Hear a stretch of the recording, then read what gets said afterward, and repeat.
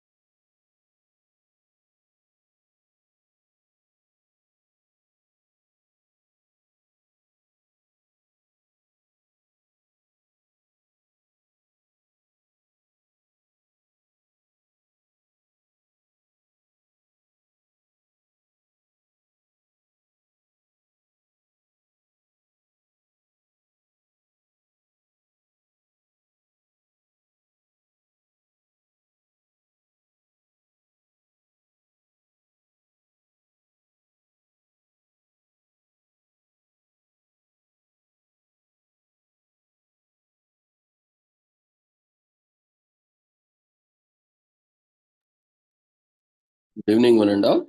We welcome you all to the international webinar series on holistic health, well-being, and sustainable development 2024, commemorating Azadi Ka Amrit Mahotsav, nation celebrating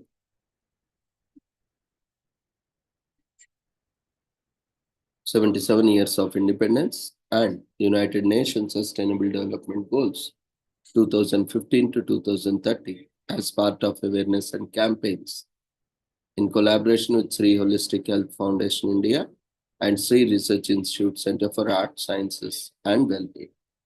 Before we start our sessions, let's take the blessings of Almighty.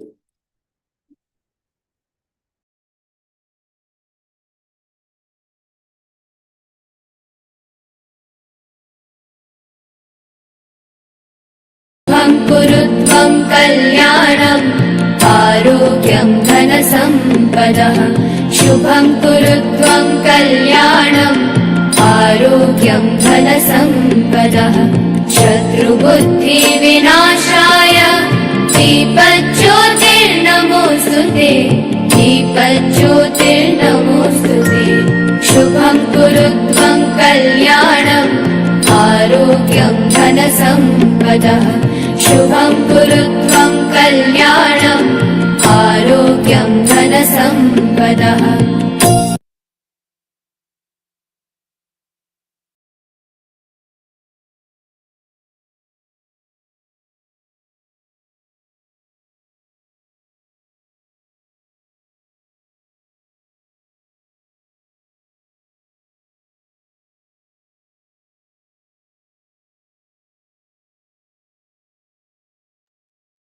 With the blessings of Almighty, we shall continue today's commemorations.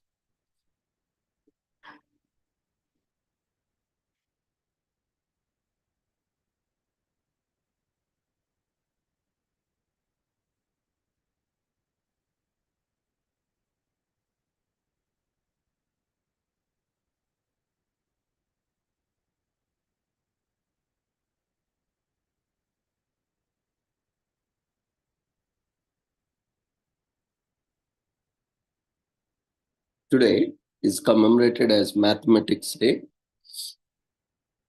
in India. and around the world by mathematicians.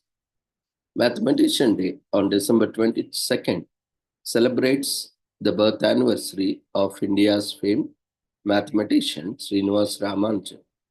Ramanujan's genius has been regarded by mathematicians to be on the same level as Euler and Jacobi from 18th and 19th centuries. His work in the number theory is especially regarded and made advances in partition function. Since 2012, India's National Mathematics Day is recognized on December 22nd annually with numerous educational events held at schools and universities throughout the country. In 2017, the day's significance was enhanced by opening of the Ramanujam Math Park in Kuppam in Chittoor district, Andhra Pradesh. Mathematics lovers like Sri Ramanujam are all around the world, and some even support others enhance their knowledge on the subject.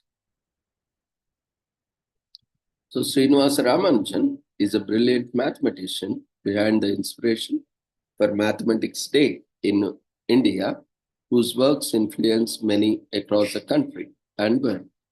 Ramanujan was born in 1887 in Erode, Tamil Nadu, to an Iyengar Brahmin family. At age 12, despite lacking a formal education, he excelled at trigonometry and developed many theorems for himself. After finishing secondary school in 1904, Ramanujan became eligible for the scholarship to study at the Government Arts College, Kumbakonam, but could not secure it since he did not excel in other subjects. At the age of 14, Ramanujan ran away from home and enrolled at Pachayappa's College in Madras, where he too only excelled in mathematics without managing the same in other subjects, and was unable to finish with a Fellow of Arts degree. Living in dire poverty, Ramanujam instead pursued independent research in mathematics. Soon the budding mathematician was noticed in Chennai's mathematics circles. In 1912, Ramaswamy Iyer, founder of the Indian Mathematical Society, helped him get a clerk position at the Madras Port Trust. Ramanujan then began sending his work to the British mathematicians, receiving a breakthrough in 1913 when Cambridge-based G.H.R.D. called him to London after being impressed by Ramanujan's theorems.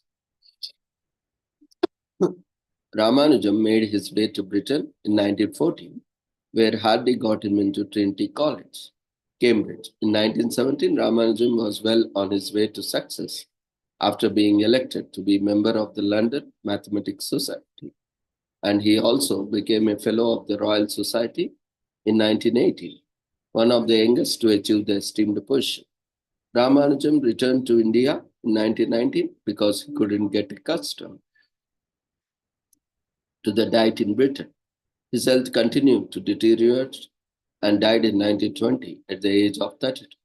However, his achievements in the field of mathematics are still highly regarded across the globe. Ramanujan left behind 3 notebooks without pages containing unpublished results, which mathematicians continue to work on for years to come. So much so that in 2012, former Prime Minister of India, Manmohan Singh, declared December 22, the day of Ramanuja's birth, as National Mathematicians Day, to be declared across the country. So Ramanujan was born in Erode, Tamil Nadu, to an Iyengar Brahmin family, growing up in poverty and later becoming a brilliant mathematician who left an indelible mark on the field. In 1887, Ramanujan becomes one of the youngest people in the history to receive a Fellow of the Royal Society, shortly being elected to the member of London Mathematical Society in Britain in 1980. Former Prime Minister of India Manmohan Singh declares December 22nd the day of Ramanujan's birth as Mathematics Day to celebrate Ramanujan's achievements in 2012. The Royal Society honors Ramanujan in 2019. The prestigious Royal Society, the United Kingdom's National Academy of Sciences, tweets a special message in honor of the fellow. There are many ways to celebrate Mathematics Day, not just in India, but around the world. In India, NASI celebrates National Mathematics Day by conducting a workshop in applications of mathematics and Ramanujan. The workshop is attended by popular lecturers and experts in the field of mathematics from across the country. Speakers at the national and world level discuss Srinivas Ramanujan's contribution to mathematics. Aryabhatta one was the first of the major mathematician astronomers from the classical age of Indian mathematics and Indian astronomy. His works include Aryabhatiya, which mentions that in 3600 Kali Yuga, 499 CE, he was 23 years old, and the Arya Siddhanta. The International Day of Mathematics, IDM, is a worldwide celebration. Each year, on March 14, all countries are invited to participate through activities for both students and the general public in schools, museums, libraries, and other spaces. Srinivasa Ramanujan's earliest stories began around age of 12, mastering the dizzy logic of trigonometry and developing theorems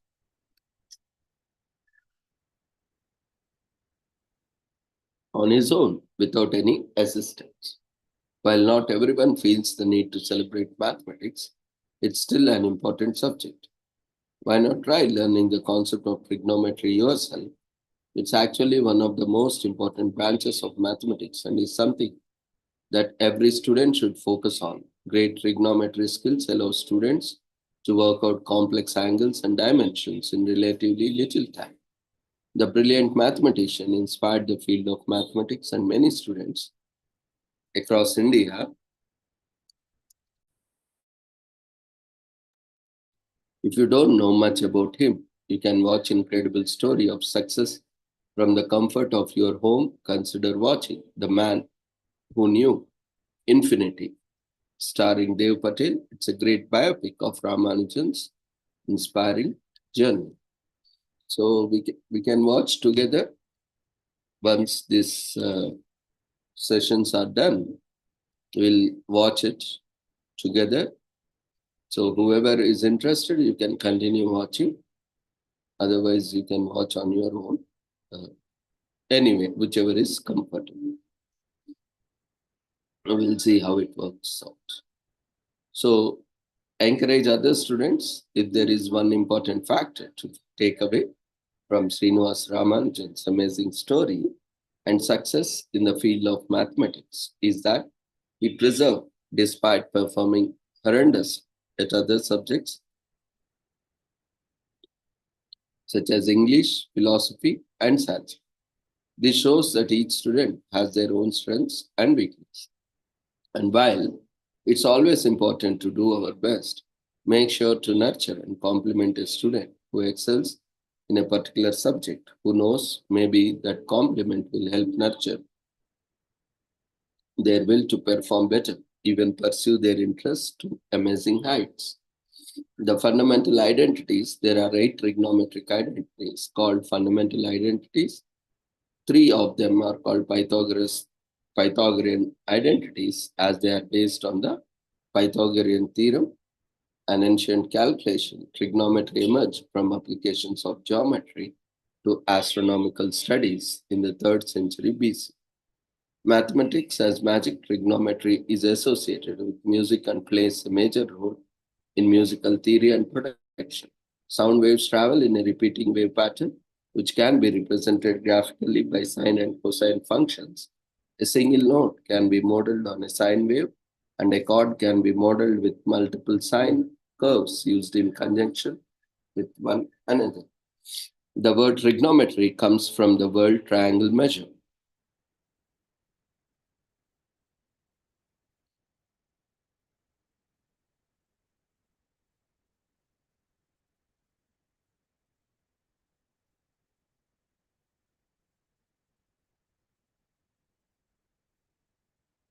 If it was 1700s, we knew trigonometry and we would probably be a navigator on the ship.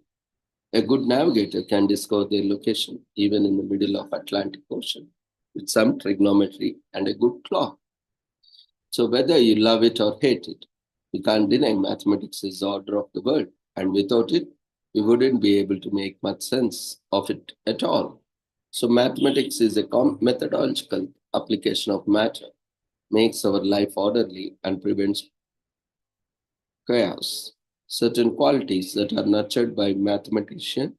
Mathematics are the power of reasoning, creativity, abstract or spatial thinking, critical thinking, problem solving ability, and even more effective communication skills. A day to celebrate this day is a day worth celebrating. So Mathematics Day is all about celebrating and recognizing the brilliant mathematician Srinivas Ramanujan, who taught himself maths and more after dropping out of college due to excelling in other subjects. Without a formal degree, Ramanujan pursued research in mathematics on his own, living in stark poverty on the brink of starvation. His hard work and passion helped him become one of the most recognized mathematicians today, regardless of his bleak circumstances, hard work, and a little bit of luck. They can really lead us to fulfill our dreams. Obviously, mathematicians and scientists rely on mathematical principles to do the most basic aspects of their work, such as test hypothesis, while scientific careers famously involve math, they are not only careers to do so.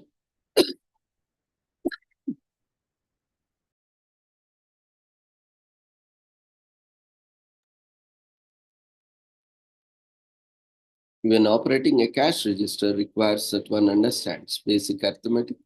People working in a factory must be able to do mental arithmetic to keep track of their parts on the assembly line and must, in some cases, manipulate fabrication software, utilizing geometric properties to build their products. Any job really requires math because you must know how to interpret your paycheck and balance your budget.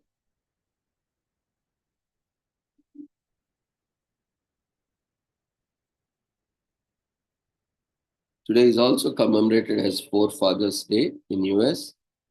Every year, the anniversary of the first pilgrims landing on the shores of North America is observed on Forefathers Day on December 22nd, unless it occurs on Sunday, in which case Forefathers Day is celebrated on December 23rd. Although the forefathers landed in America on December 21st, the anniversary was accidentally marked as December 22nd when the Gregorian calendar was adopted. It is definitely worth celebrating the journey of the first pilgrims who sailed across the ocean in search of a better life and ultimately launched one of the superpower countries of the world. Few things are more important to Americans than heritage. Remembering where you came from and how hard you worked to get where you are all integral parts of the concept of American dream.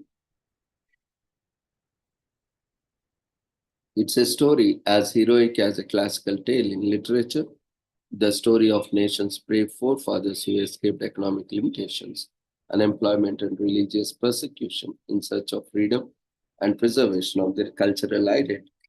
Sailing into the unknown with the hope of new world, the pilgrim forefathers boarded the Mayflower and Speedwell to the journey to the US due to issues and leakage. The passengers in Speedwell were squeezed into Mayflower. Risky as it was, the Mayflower showed at Plymouth Rock on December 21st, 1620, and thus America was discovered. Seven descendants from the Mayflower founded the Old Colony Club in 1769 to proudly honor the bravery of their forefathers and to commemorate the landing of Pilgrim Fathers. Forefathers Day has been observed every year since, rising in popularity as the years went on. By 1880, people from all over the country participated enthusiastically in the observance of Forefathers Day, from Los Angeles to New England and organizations to churches. This day is commemorated with meetings, formal dinners, and speeches, highlighting the historical significance of the pilgrims and their accomplishments. However, after the Civil War ended, the President Abraham Lincoln announced the official day for celebrating Thanksgiving. Forefathers Day annual celebrations took a fall, so much so that by 1900s, The holiday was altogether merged with Thanksgiving. Among all regions across the country, only Plymouth continues to pay tribute to its history and the forefathers without whom there would be no America. Today is also commemorated as National Cookie Exchange Day in US, and the glorious occasion when festively decorated cookie tins and boxes appear at the cookie exchange parties.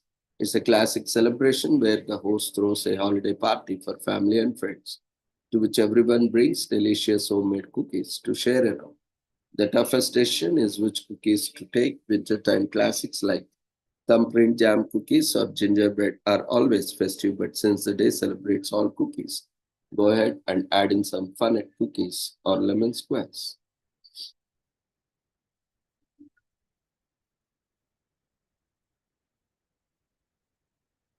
Today is also commemorated as National Date Nut Bread Day in US. The healthy, wholesome, and flavorful bread that is enjoyed for breakfast and tea time on National Date Nut Bread Day, December 22. Dates and nuts such as walnuts and pecans are thrown into the mix and baked to perfection. But really, you can use any add-ons you like. Date nut bread is popular during this day as it is sweet but not overly so. The first ever date nut bread recipe was published in 1939. However, dates are among the world's oldest fruits. The seeds have been excavated by archaeologists in subtropical regions around the world, and it is believed by historians that dates were brought to Spain by the ancient Moors and later distributed to America. There are different traditions for eating date nut bread in countries where it is popular. Britain enjoys a date and walnut loaf made with a treacle and paired up with a cup of tea. The sweet treat is also popular in Australia, New Zealand, and Scotland. In the USA, date nut bread is a go-to during the holidays. The probably white National Date Nut Day is celebrated on December 22, whereas the same day is observed on September 8 in other parts of the world. Date nut bread is packed with flavor and nutritious ingredients without being overwhelmingly sweet. For an added punch, cheese frosting is often used as a topping or filling. Today is also commemorated as National Short Person Day. In US, great things come in small packages. So as National Short Person Day is on 22. Whether you are tall and have short people in your life or you yourself are short, it's a time to celebrate your own shortness. Have fun when the short people in your life. If you can't point out the short friend in your group, chances are that you are the short friend.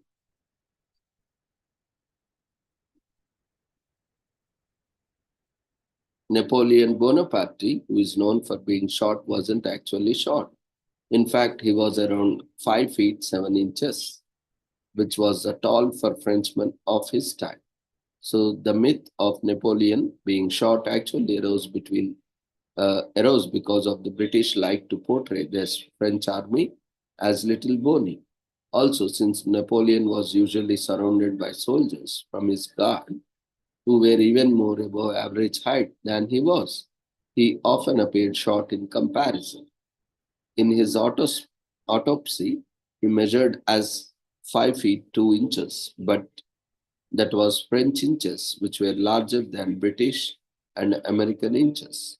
Short people has obviously been around forever, but the classification of short differs depending on time period and nationality.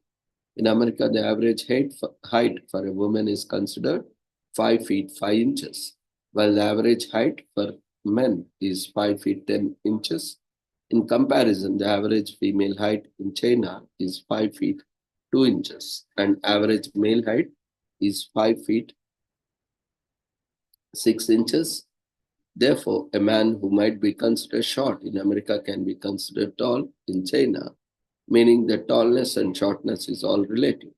But if you are short in your country, don't be afraid to own it. This is a day for you. Today is also commemorated as Unity Day in Zimbabwe. The day recognizes the union of two political parties, ZAPU as ZANU-PF. Both parties had strong views about the country's direction, and each represented a dialect in the country's. Nedbel and Shona, the merger ended a nationwide conflict between the two parties that has existed since 1963. The day is a day for citizens of Zimbabwe to celebrate their togetherness, which goes beyond race, political party, religion, or gender. It also calls on the world to be united for the common causes of peace, development, and security. Zimbabwe is a country in Southeast Africa, bordered on the east by Mozambique and on the west by Botswana. European traders, missionaries, and hunters made their way to the region from the south during the 1800s. Among these early explorers was Cecil John Rhodes, a firm believer in British imperialism. He and British South Africa Company established the Southern African Territory of Rhodesia in 1895. This would later on become Zimbabwe and Zambia. The UK annexed southern Rhodesia from the British South African Company in 1923, leaving the white minority still in power. In 1964, Anne Smith of Rhodesian Front became Prime Minister, and a year later unilaterally declared independence under the white minority's rule. This sparked economic sanctions and international outrage. The UK refused to recognize its independence and called for more voting rights for the black African majority in Rhodesia. Meanwhile, the two nationalist groups, the Zimbabwe African People's Union, ZAPU, and the Zimbabwe African National Union, ZANU, opposed the minority-led white rule after the country gained independence in 1980. ZANU became the ruling party. Ethnic and political differences between the two groups led to the violence and civil unrest. Many citizens were suppressed and some discontent members of the former People's Revolutionary Army attacked civilians in Matabeleland. The 5th Brigade executed on estimated 20,000 civilians. The leaders of the two groups, Robert Mugabe and Joshua Tomo, worked to the end of and the violence by signing the Unity Accord on December 22nd, 1987. They formed a single party known as ZANU-PF. Disturbances continued into the 1990s, but the signing of the agreement brought enough order to improve its economy and enhance its democracy. So 72% of Zimbabweans live under national poverty line, making it 22nd poorest country in the world. Officially, they gained independence on April 18, 1980. The celebration was held in Zufraro Stadium in the capital of Salisbury. So the largest ethnic group is Shona. Zimbabwean culture is signified by its trade of jewelry, basketry, carving, pottery, and textiles. Some of these traditional arts are about 2,000 years old and are country's oldest preserved art.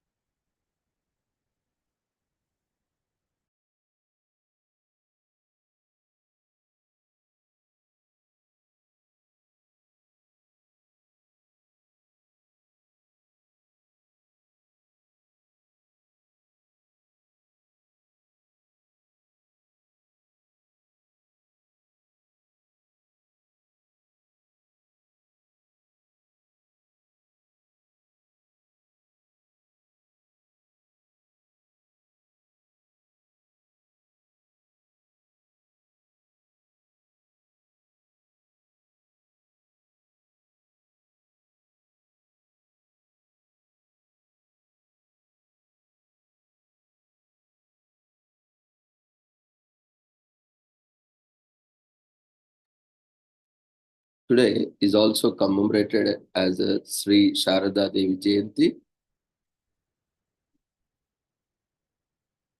Was the wife and spiritual consort of Ramakrishna Paramahamsa, a 19th century Hindu mystic. Sharada Devi is also reverentially addressed as Holy Mother, Sri Srima, by the followers of Sri Ramakrishna monastic order, the Sri Sharada Math and Ramakrishna Sharada Mission, situated at Dakshineshwar, is based on the ideals and life of Sharada Devi.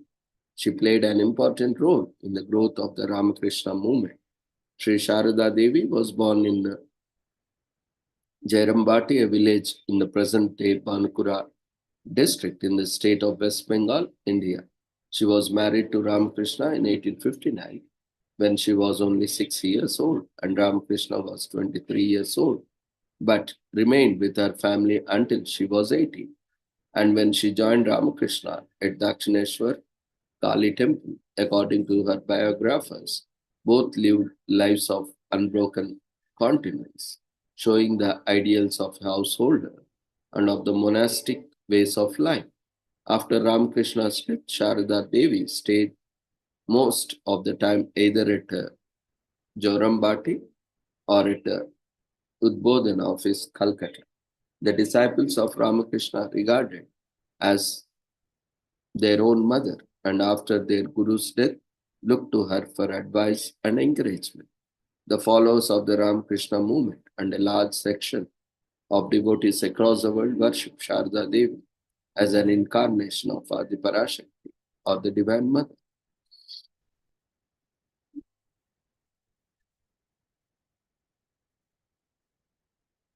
According to traditional accounts, Ramachandra and Shyama Sundari had visions and supernatural events foretelling the birth of a divine being as her daughter, who is none other than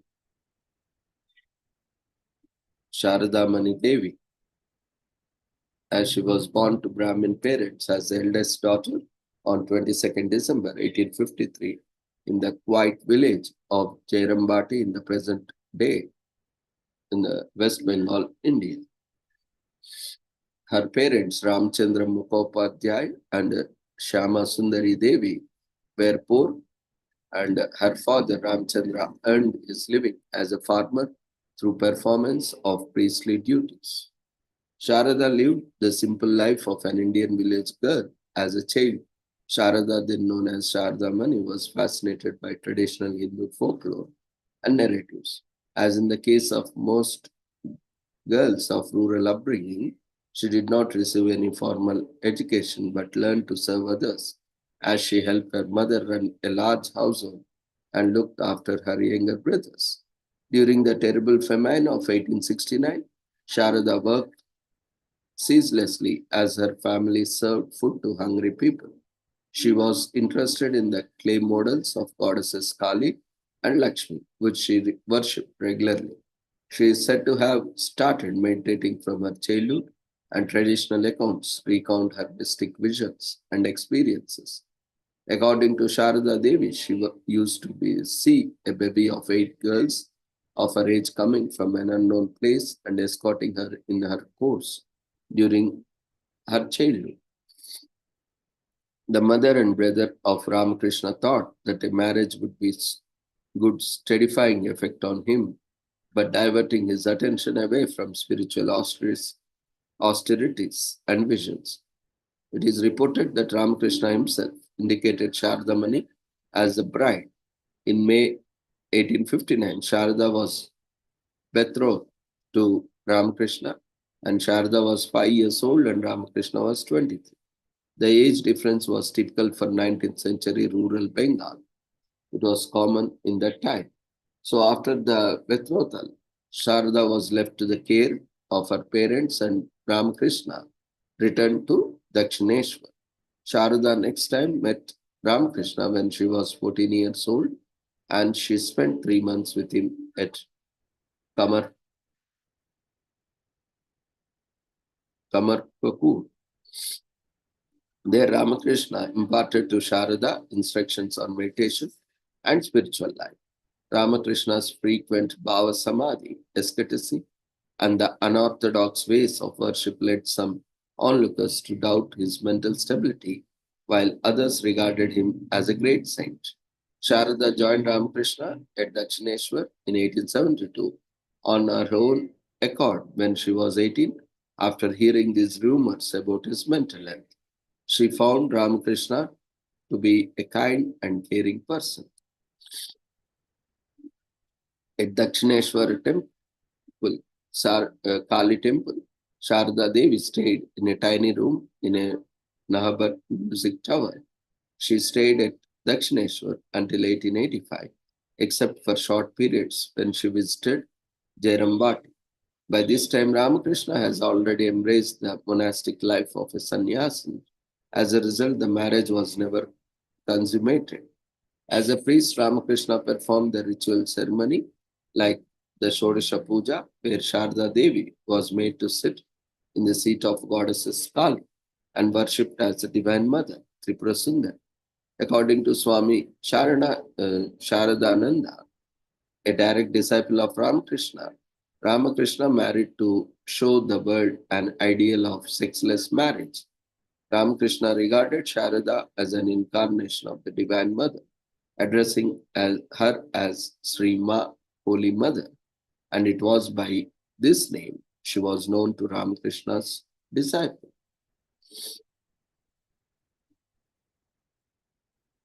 Sharada Devi days began at 3 a.m. after finishing her ablutions in the Bhagirathi Hooghly. She would practice japa and meditation until daybreak. Ramakrishna taught her sacred mantras and instructed her how to initiate people and guide them in the spiritual life. Sharda Devi is regarded as Ramakrishna's first disciple.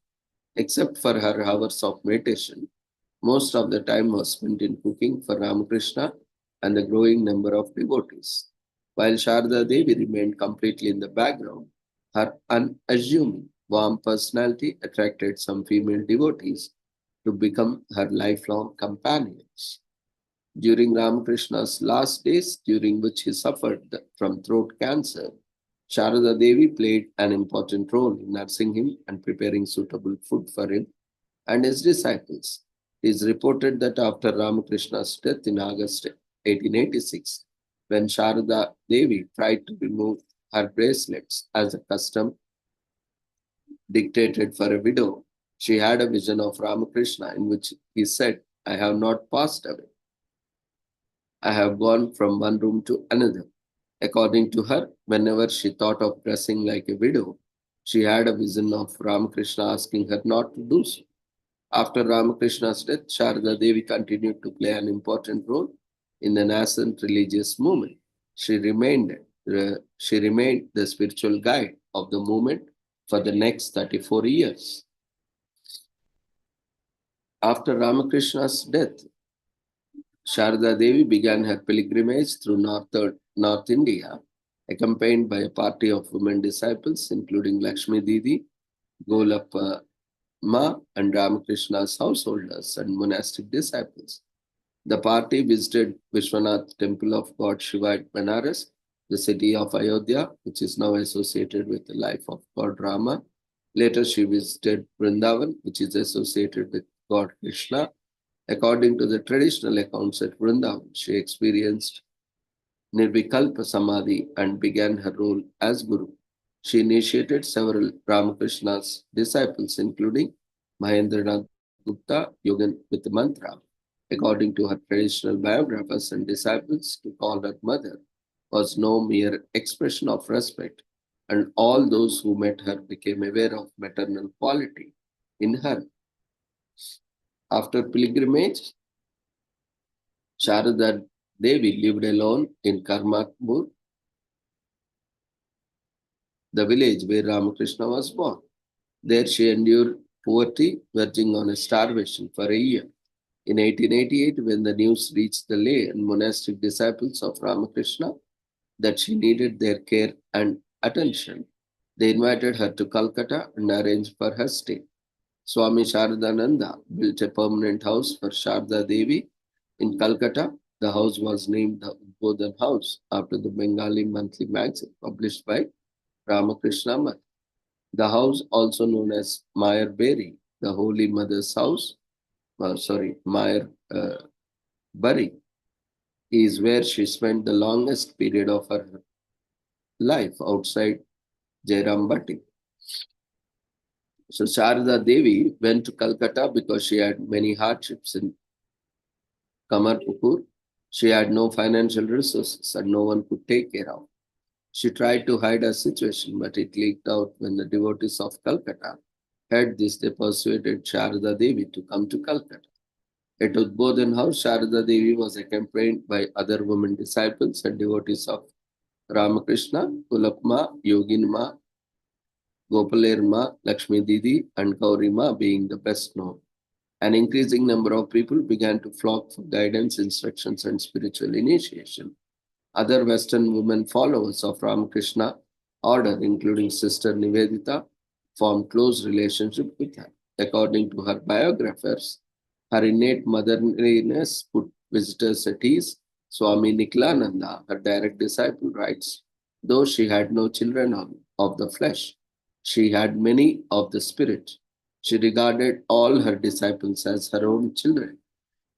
So Sharada Devi received the highest reverence from the Ramakrishna order and his devotees. Ramakrishna had bade her continue his mission after his death and wanted his disciples not to make any decision between himself and her, any distinction between himself and her. According to her devotees and traditional biographers, the hospitality of Sharda Devi was unique and was characterized by motherly care and solicitude. Traditional accounts recount the mystical experience of their devotees. Some dreamt of her as goddess in human form, though they had never seen her picture before. Others reportedly received their initiation from her in the dream. One such example is of Girish Chandra Ghosh, the father of Bengali drama, who reportedly saw Sharada Devi in a dream when he was 19 years old and received mantra. When he met her many years later, to his astonishment, she was the same person in the dream. So Sharda Devi spent her final years moving back and forth between Jairambati and Calcutta. In 1919, January, Sharda Devi went to Jairambati and stayed there for over a year. For the next 5 months, she continued to suffer. Shortly before her death, she gave the last advice to the grief-stricken devotees. But I tell you one thing, if you want peace of mind, do not find fault with others. Rather, see your own faults. Learn to make the whole world your own. No one is a stranger, my child. This whole world is your own. This is considered as her last message to the world. She died at 1:30 a.m. on Tuesday, the 20th July 1920 at Mayar Badi in the first floor of Shrine Room, Kolkata. Her body was cremated at the Belur Math, opposite side of River Ganga, where Ramakrishna's body was cremated at Kashipur, Barangor Ratan Babu Ghat. The place where she was cremated is now known as Holy Mother's Ghat at Belur Math. Today, a temple stands at that spot.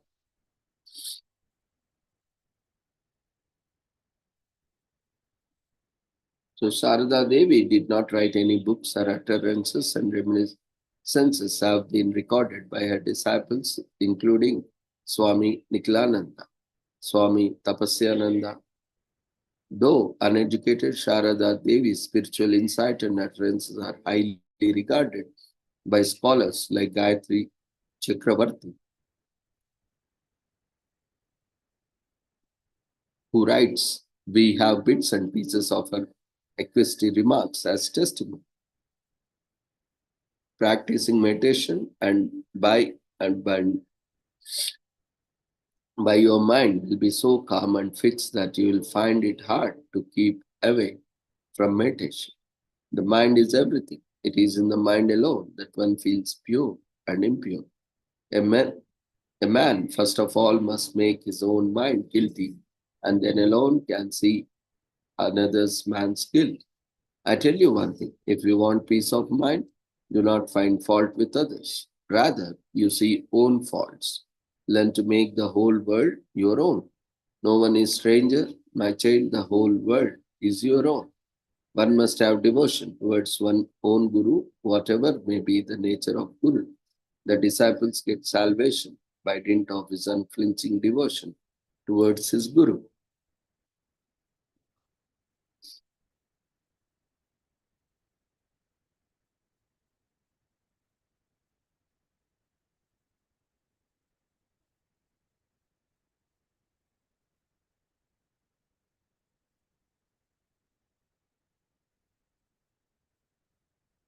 So Sharda Devi played an important role as the advisory head of nascent organization that became a monastic order devoted to social. The Ramakrishna Mission. Gayatri Spivak writes the Sharda Devi performed her role with tact and wisdom, always remaining in the background.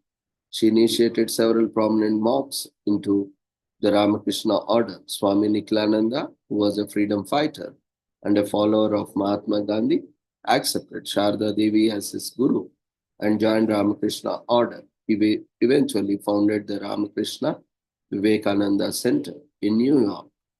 Although uneducated herself,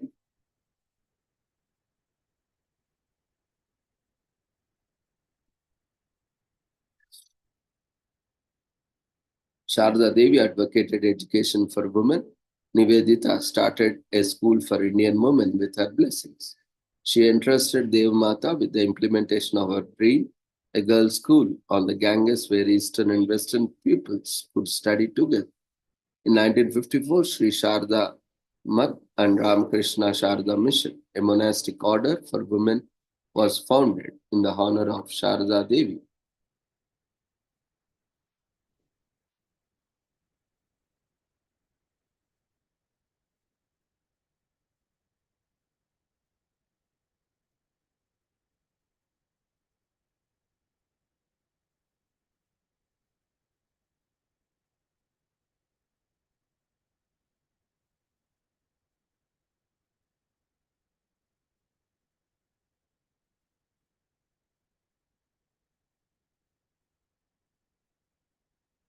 Swami Vivekananda wrote a letter to her to get her opinion about his intention to attend the Parliament of Religions in Chicago.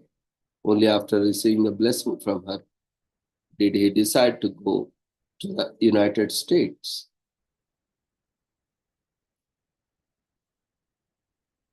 So, with this, we shall end today's commemorations, and we request everyone to quickly fill up the feedback form, which has been shared in the form of votes.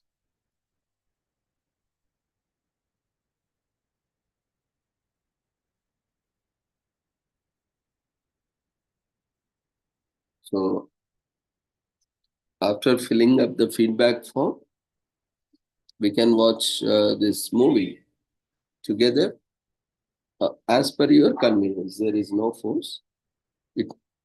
It may take 1 hour or so. Additionally, as per your convenience, you can stay back or leave.